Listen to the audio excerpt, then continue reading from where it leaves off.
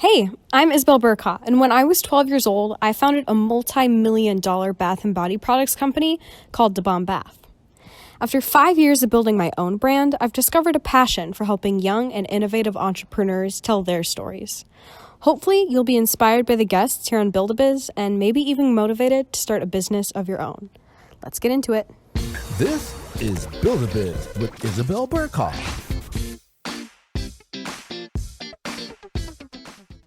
Hey everybody, it's Isabel Bercaw here on Build-A-Biz, and I have a very special guest joining me here today. Her name is Rose Bauer, and she is a fashion designer and a cystic fibrosis activist behind the Rose Foundation. Rose, thank you for joining me. Of course, thank you for having me, and thank you for those kind words. Oh, you are so welcome. So Grace and I, we actually go way back. We were on a TV pilot together that never aired. So we have some very hilarious history. I don't know how much we can say because we really don't really get sued, but it's actually a really long, a little bit weird and hilarious story. So I'm happy to be smiling with Grace today. Thank you. So I guess I just would like to start with, for the listeners who don't know, what cystic fibrosis is and how it affects your daily life, if you're okay talking about that. And then also just how that translates into your work with the Rose Foundation. Yes. Not to sound narcissistic at all. The most creative I got. So cystic fibrosis is a life-threatening disease that attacks the lungs, digestive system mostly, but also other organs and sinuses, for example. But it affects everybody with cystic fibrosis a little differently. So I was diagnosed at birth, which is, a quicker way to catch it and start treatments and medications right away. So I take about 40 pills a day and do up to 2 to 3 hours of treatments daily. Everything's done at home. And so I've done that pretty much my whole life. And yeah. So then how did that turn into the Rose Foundation? How did that experience turn into what you do with the Rose Foundation? Yeah. So when I was born and diagnosed, my mother did not know what cystic fibrosis was, and I was her first child. So she was, did the wrong thing and went to Google and looked up a little bit about the disease and, of course, freaked out. But once she got over that and was educated by doctors as well, they did only tell her that I would live 10 years. And so she started fundraising right away. 9 months old was the first fundraiser she hosted. Now, she's been in the fashion industry her whole life. And so she was trying to come up with a way that she could incorporate her love of fashion and her career into fundraising and finding, helping find money and awareness for this disease that is progressive, but also is a great disease to kind of be supporting because it's also, they're working on the medications and they've come out with so much in just, a couple of years that you're really seeing results. So she hosted the very first fashion show fundraiser when I was 9 months old and continued to do so every year up until last year when that kind of didn't happen. But when I was 10 years old, I had decided that I wanted to design the collection for that fashion show. And for whatever reason, she said yes. So I was able to design a collection, and we had friends and family that were my age model. And at the end of the fashion show, we auctioned off a couple of the pieces, and people had asked where they could buy them year round. They were like, "Oh, we love this. Can we buy this at any time? Can we buy new things?" And we didn't really think about that. We didn't think that far into it. And so we were like, well, this would be a great way to fundraise and raise money and awareness year round. So we had started a clothing line. And then shortly after, we started the Rose Foundation to raise money and awareness and have that kind of next step. Because when you have friends and family that you're trying to get educated and bring awareness, and they might not know what CF is. And so sending someone straight to the CF Foundation, they're like, well, I just want to make sure that, my money is going to you guys and being able to benefit and help. So we kind of made that safe little, like, it's coming to us and we're bringing it to the foundation, as well as now I'm able to work on my mental wellness app and portion of my foundation. Yeah, that's so cool. I'm in awe that you had the confidence too to just be like, I'm 10 and I'm going to design a fashion collection. And then the fact that it was a hit too, like that's so awesome that then you had people coming in and being like, where can I get this year round? So then how did you take it from, I guess, like designing the clothes and then like, do you have a manufacturer now, or how did you get it up and running off the ground? So let's see. So my mom, she has a seamstress who created her samples and her patterns. And when she had her own clothing line, she did want like original one-of-a-kind pieces and custom designs for her like friends and family and her customers. And so when we came up with the idea to do our very first collection, it was like maybe 4 or 5 pieces at first. We were like, well, let's do some, like, we came up with the brand, which ended up being Rosie G, which was my alter ego when I was younger. And I loved performing in the stage and singing. And so my mom was like, when I'm on the stage, I'm a whole new person. And so she named it Rosie G as like a nod to my Cuban side, but also like, who is this person?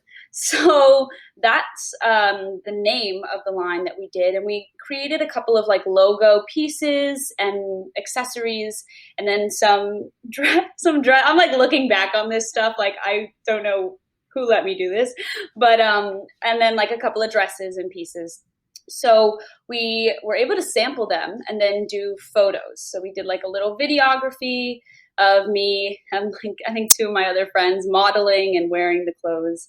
And then we decided to do an Indiegogo, which is a Kickstarter, but for, well, we did that. It's just a similar.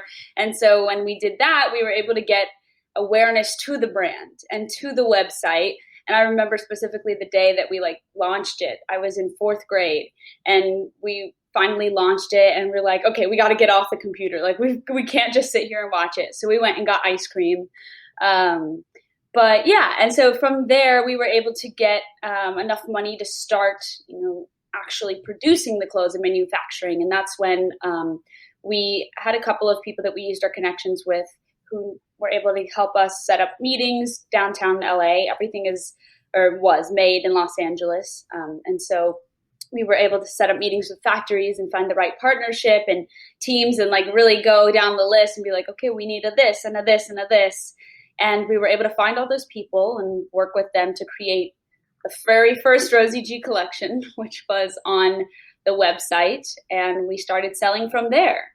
And then, shortly after, we were able to set up meetings with Nordstrom and Bloomingdale's and get it into stores and online. That's awesome. It's cool how like the community kind of came together too. They were like, they believed in your idea and your cause as well. And I think that, sometimes being young when you're starting a business can definitely have its disadvantages, but I think it can also have its advantages because it is a bit of a unique profession just in terms of how early one may be getting started. It may be 4th grade. You never know. So that's super cool. And I like how you walked us through that because I feel like people can take away from that, even if they don't want to start a fashion business or like a clothing line, for example. I think that it's important to pay attention to the process and look at all the different steps that you had to go through to get a t-shirt, or, whatever it was that you were creating that collection.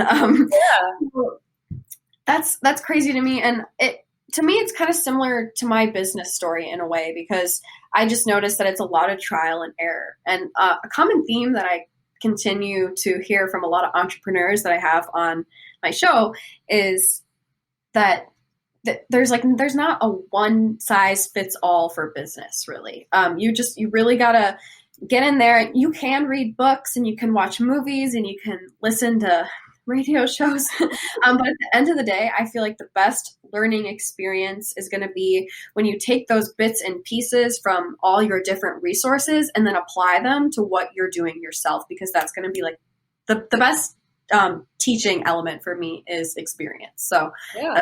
That's stands true to what you're doing. And then just going back to what we were talking about at the very beginning when you told your whole original story, another tidbit I picked out was that you really wanted to raise awareness. So I guess I would just ask you, when you're talking about like raising awareness, what do you generally tell people? Just because I'm personally curious, and I'm sure this might be a great platform for you to do that on as well. Thank you. Yeah. So I ended up, when I say awareness, I mean kind of education, educating people. With cystic fibrosis, there are only 30,000 in the US and 70,000 worldwide. So it's a very small disease. It's not as common as you would think. But then it's interesting because as soon as you start to learn about it and hear other people's stories, I feel like you make so many other connections with someone else who's like, oh, I know someone with CF, or my cousin or my best friend. And just from personal experience, it's been this kind of like secret community that like you never really hear about. But when I say awareness and education, it's just as simple as, let's say when I started working with the Cystic Fibrosis Foundation hand in hand, I was able to become the ambassador for their California fundraiser, which usually happens around like May, but this year it didn't happen. And so I'm the ambassador. So that means I get up on stage in front of thousands of people and I tell my, story. And at the time when I first did it, I think I was maybe 10 or 12. It was my first year and I just kind of introduced myself and I was like, hi, you're basically showing people kind of where their money is going. Again, like I said, which is one of the biggest reasons we started my foundation, is to show people where it's going. And so I was able to tell them my story and be like, I was, diagnosed and I do this amount of treatment and take this amount of medications and I have these symptoms and these complications. But, the help with your fundraising is getting more medication to people with CF and helping us live longer. I was like, they told me I only had 10 years and now I've surpassed. And a lot of that comes from your fundraising, whether you know it or not. And a lot of times that, really surprises people because I'm like, it sounds so cheesy, but like I'm living proof that, their money is going towards something worth it. Yeah, that makes a lot of sense. So, Grace Rose, we're actually going to take a really quick music break, but then when we return from the break, I'd love to keep talking to you about this.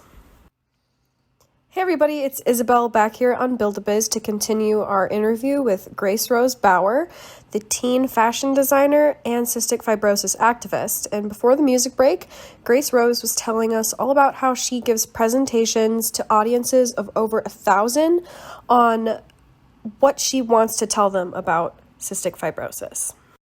Something cool I've kind of picked up on is it's almost like you're the why. Like, why do you want to donate to this cause? Check it out. I'm a person. And you don't even think about all the hardships that I have to go through every day. And you don't even think about that I have to probably take 40 pills just to survive. Like that's a crazy thought, especially for, I'm like, oh darn, my allergies are bad today.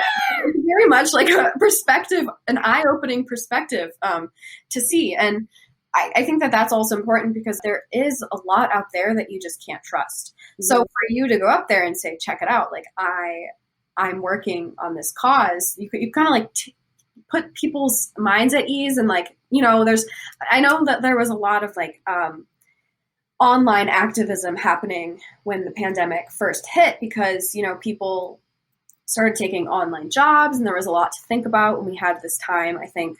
And then also just some arising issues that happened around the same time. But I kept seeing headlines saying, do not donate to this charity because they're keeping like half the money. So I think it's important to always look out on social media for the good and bad resources. And I think that if people are listening and they want to donate to a cause concerning cystic fibrosis, that the Grace Rose Foundation would be a great place to donate to. So there you go.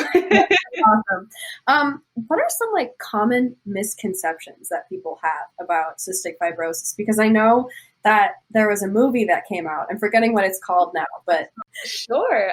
The movie was 5 Feet Apart.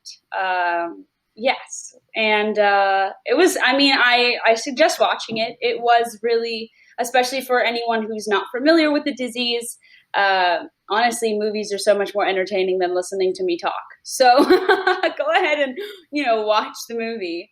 I think, well, I'm trying to think of like when I was younger, the biggest misconception that just for somebody who's young and is easily influenced was that it's contagious. And so I remember, I wouldn't call it bullying because that's such a strong kind of word. And when I was younger, I may have had a couple of kids be like, oh, I don't want to get too close. I don't want to get your disease. And it's just like, it's not contagious. It is a genetic disease. And so it only comes from, for instance, if both of your parents have the cystic fibrosis gene, there's still only a small chance that their child will have CF. But in the event that they do, it's not contagious. If I were to stand next to somebody, they're not going to get sick. If I were to cough next to someone, which I would not do because I respect people's personal space, they would not get sick. So it's not like the cheese touch. It's just a genetic disease.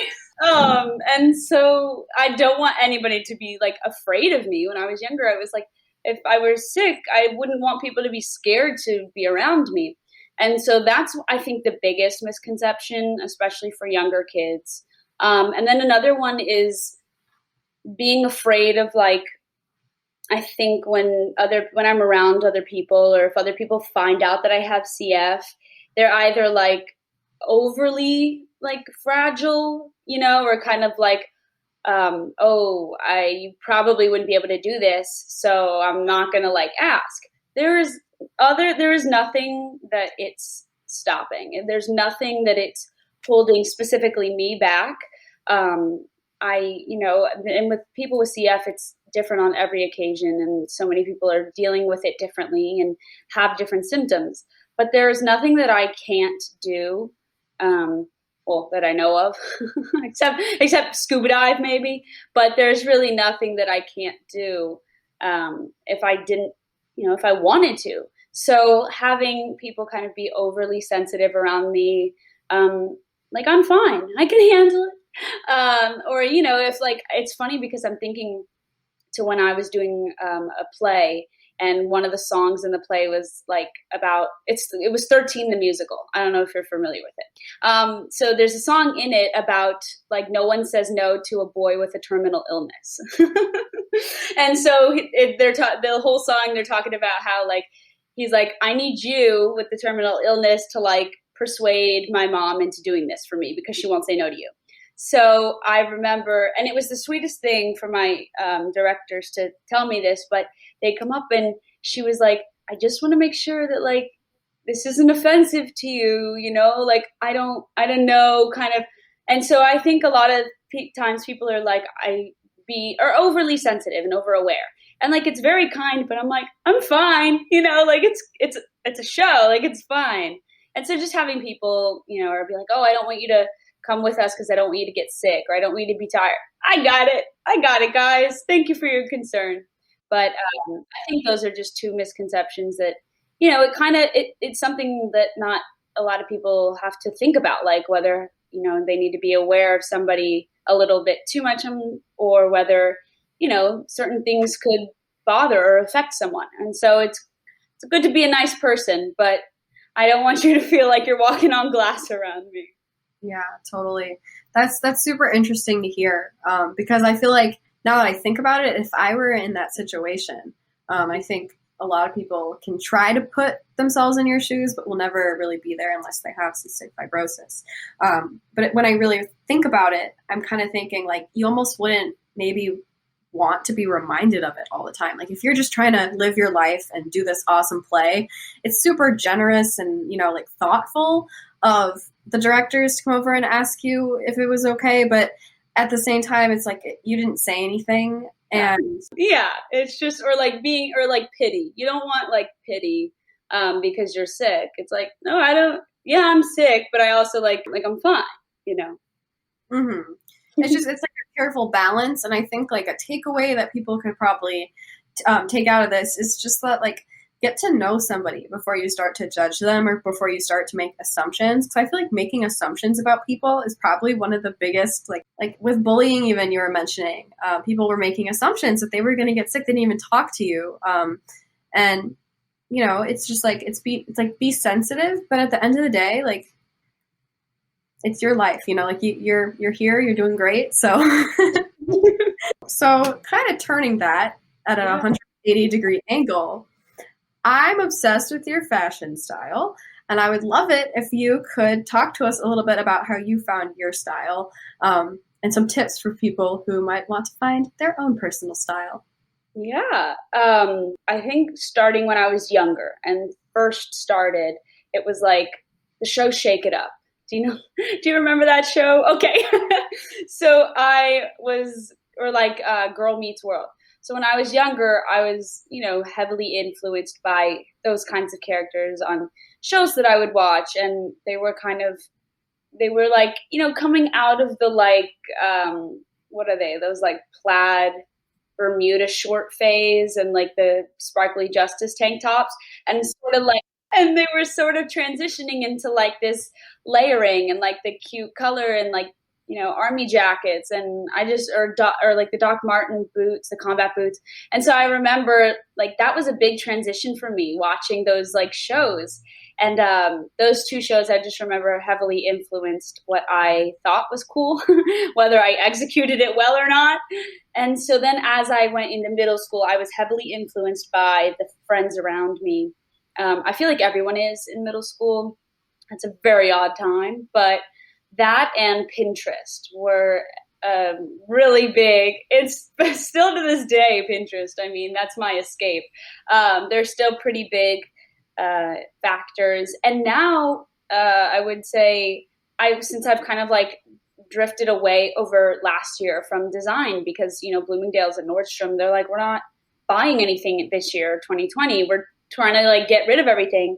So that's when like my mom and I were like, okay, this is a good transition year because I'm going to college next year and I'm not going to have the same time that I did as a homeschooled, you know, high school student to be able to design.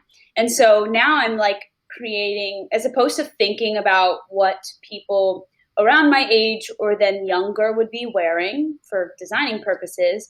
Now I'm sort of coming into like, okay, now I'm going away and I have this whole opportunity to become a new person. Like it's going to last 2 days, but you know, but I'm still kind of like, I want to find my style because for a long time I was like trying to collectively find a style that works for so many people my age and not necessarily like just me.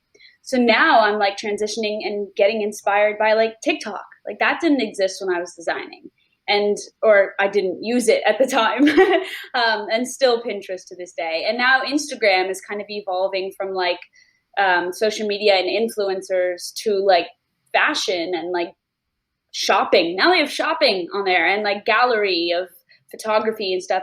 And so a lot of that has influenced my choice in clothing. And I like to think of it as like model off duty. That's the style, you know, like my everyday style is model off duty. It sounds cooler than I look doing it, but yeah. I would disagree. I have to tell you, I was obsessed with, did you ever have the app Polyvore? I would like design my own outfits. I'd be like, I'm going to get the Gucci, or no, it was not Gucci. It was Juicy Couture, like fuzzy tracksuit. And I'd put that next to like some like, what were the Keds? I'd put those next to Keds and I'd be like, I am a fashion icon. But then I like never actually went through with like wearing any of this stuff. Like it was my own little world. And I will say I'm heavily addicted to Pinterest. So it's amazing. Well, Grace, that's all the time we have left today. But before we end this, would you be willing to shout out your social media so people can check you out? I'm so sorry, everyone. But yeah, my Instagram is Grace Rose Bauer, and my foundation's Instagram is Grace Rose Foundation. Yes, well, Grace Rose, thank you so much for coming on today. Everyone should definitely go check out Grace's Instagram pages that she mentioned. If you want to listen to this amazing interview again, you can head to the Build-A-Bear YouTube channel where you will find a Build-A-Bear radio playlist, and there you'll be able to see all my past episodes that I've done with Build-A-Biz. Thank you so much. Until next time, have a great day. Bye.